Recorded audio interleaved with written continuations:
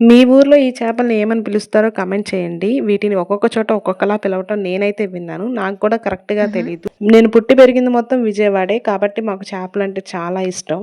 వీటిని వండడం చాలా ఈజీనే కానీ కడగాలంటేనే మాత్రం తలప్రాణం తోక్కొచ్చేస్తది. ఇప్పుడంటే తాలింపులేసి ఆ మసాలా, ఈ మసాలా ఏసి వేస్తున్నారు గానీ, నా చిన్నప్పుడైతే మాత్రం కేవలం చేపల కూర అంటే మాత్రం కలిపిపెట్ట కూర మాత్రమే. కానీ ఎవరి టేస్ట్ వాళ్ళది, ఎవరిష్టం వాళ్ళది. నాకైతే మాత్రం ఇంకా చేపల కూర కలిపి పెడితేనే నచ్చుతుంది.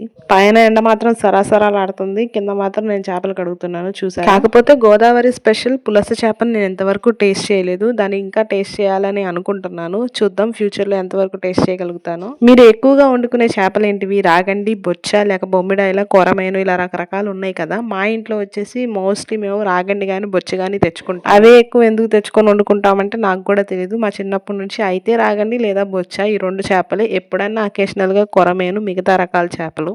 ఏ చేపల కూరైనా వండేటప్పుడు మనం గుర్తుపెట్టుకోవాల్సింది ఉప్పు, కారం, పులుపు. ఈ 3 కనుక కరెక్ట్‌గా అడ్జస్ట్ అయితే ఆ చేపల కూరకి ఇంక తిరుగే ఉండదు. చేపల కూరని ఎంతమంది ఇష్టంగా తింటారో కింద కామెంట్ చేయండి. చెరువు చేపలను ఎక్కువ తింటారా? నది చేపలను ఎక్కువ ఇష్టంగా తింటారా? ఇంతకీ చేపలను ఎలా కడుక్కోవాలో చెప్పలేదు కదూ! శుభ్రంగా దాని పొట్ట లోపల ఉన్నదంతా ముందు క్లీన్ చేసుకొని, తర్వాత కాస్తంత ఉప్పు, కాస్తంత పసుపు, కొంచెం నిమ్మరసం వేసుకుంటే నీసు వాసన రాకుండా ఉంటది. ఈ మూడిటిని చేపలకి పట్టించి తర్వాత 2, 3 సార్లు శుభ్రంగా కడుక్కోండి.